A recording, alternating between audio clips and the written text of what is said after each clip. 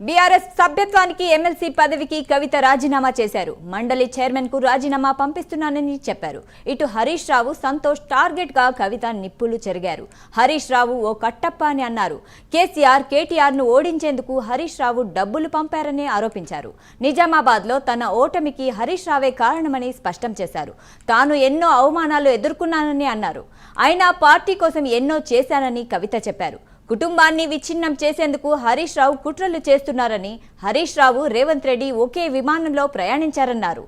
రేవంత్ రెడ్డికి హరీష్ రావు సరెండర్ అయ్యారని hot comments చేశారు.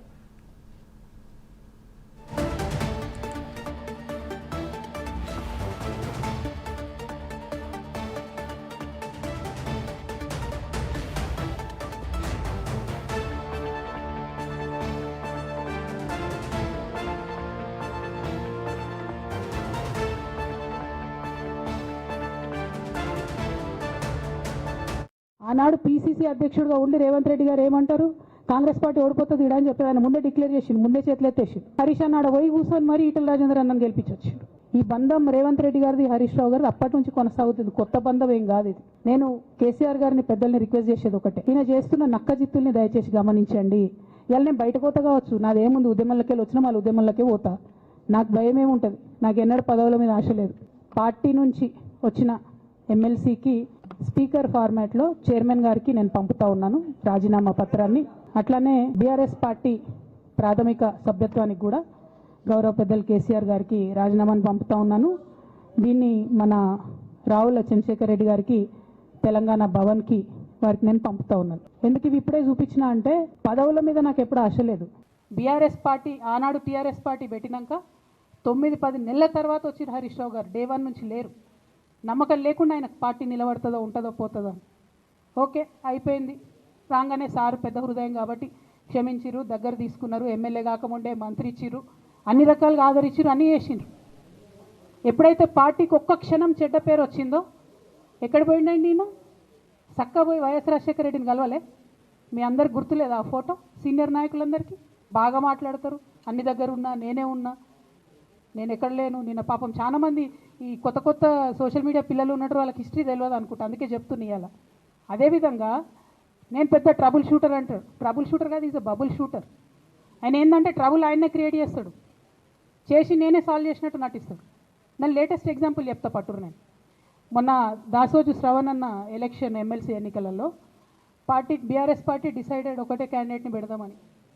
కానీ హరీష్ రావు గారు ఇంటర్నల్గా బీజేపీ వాళ్ళతో మాట్లాడుకొని ఏం చెప్తారంటే, మీ దగ్గర నుంచి ఒక క్యాండిడేట్ని ఇవ్వండి, నేను మామయ్యని కన్విన్స్ చేసి రెండో క్యాండిడేట్కి పెట్టిస్తా అంటే he wants to create a trouble. Revanth Reddy గారు కేసీఆర్ గారిని తిడుతుంటే దయ్యాలు వేదాలు వాళ్ళు ఇస్తున్నట్టు అనిపించింది నాకైతే. దానికి ఈయన హీరోలాగా ఎదుర్కొన్నాడు, ఈయన 6 అడుగుల బుల్లెట్ అని పార్టీ అంతా ట్వీట్ చేస్తే, మరి 6 అడుగుల బుల్లెట్ ఎవరికి గాయం చేస్తుంది? ఎండ్ ఆఫ్ ద డే ఇవాళైతే నన్ను గాయపరిచింది, రేపు రామన్నను గాయపరుస్తారో కేసీఆర్ని గాయపరుస్తారో.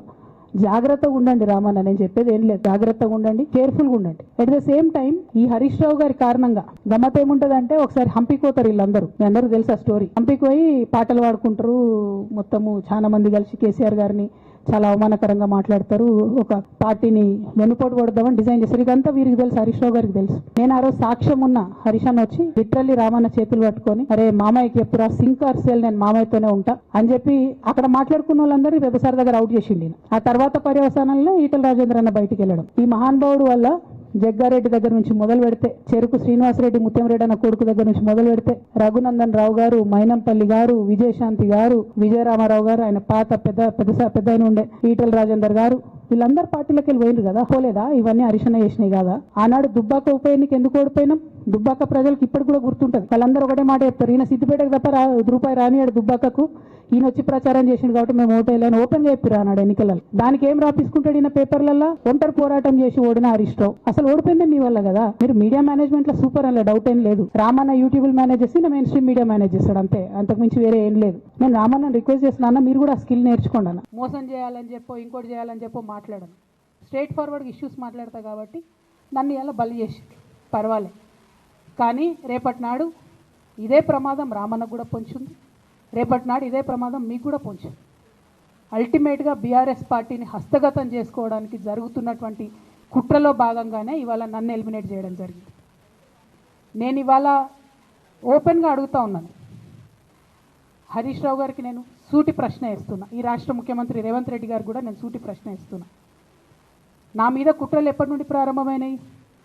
ఎప్పుడైతే హరీష్ రావు గారు రేవంత్ రెడ్డి గారు ఒకే ఫ్లైట్లో హైదరాబాద్ నుండి ఢిల్లీకో, ఢిల్లీ నుండి హైదరాబాద్లో ఒకే ఫ్లైట్లో వాళ్ళిద్దరు ప్రయాణం చేసి వచ్చినప్పుడు హరీష్ రావు గారు రేవంత్ రెడ్డి గారు కాళ్ళు పట్టుకొని సరెండర్ అయినాక ఈ కుట్రలు స్టార్ట్ అయినాయి, నా మీద ఈ స్టోరీలు స్టార్ట్ అయినాయి, మా కుటుంబాన్ని విడగొట్టాలనేటటువంటి కుట్ర స్టార్ట్ అయింది. నేను ఛాలెంజ్ చేస్తూ ఉన్నా, రేవంత్ రెడ్డి గారు మీరు చెప్పండి, ఆ ప్రయాణం జరిగిందా జరగలేదా? హరీష్ రావు గారు మీరు చెప్పండి, ఒకే ఫ్లైట్లో మీరు రేవంత్ రెడ్డి గారితో కలిసి వచ్చిండ్రా రాలేదా? మోసం చేయాలని చెప్పో ఇంకోటి చేయాలని చెప్పో మాట్లాడను, స్ట్రైట్ ఫార్వర్డ్గా ఇష్యూస్ మాట్లాడతా కాబట్టి నన్ను ఇలా బలి చేసి పర్వాలేదు. కానీ రేపటి నాడు ఇదే ప్రమాదం రామన్నకు కూడా పొంచుంది, రేపటి నాడు ఇదే ప్రమాదం మీకు కూడా పొంచుంది. అల్టిమేట్గా బీఆర్ఎస్ పార్టీని హస్తగతం చేసుకోవడానికి జరుగుతున్నటువంటి కుట్రలో భాగంగానే ఇవాళ నన్ను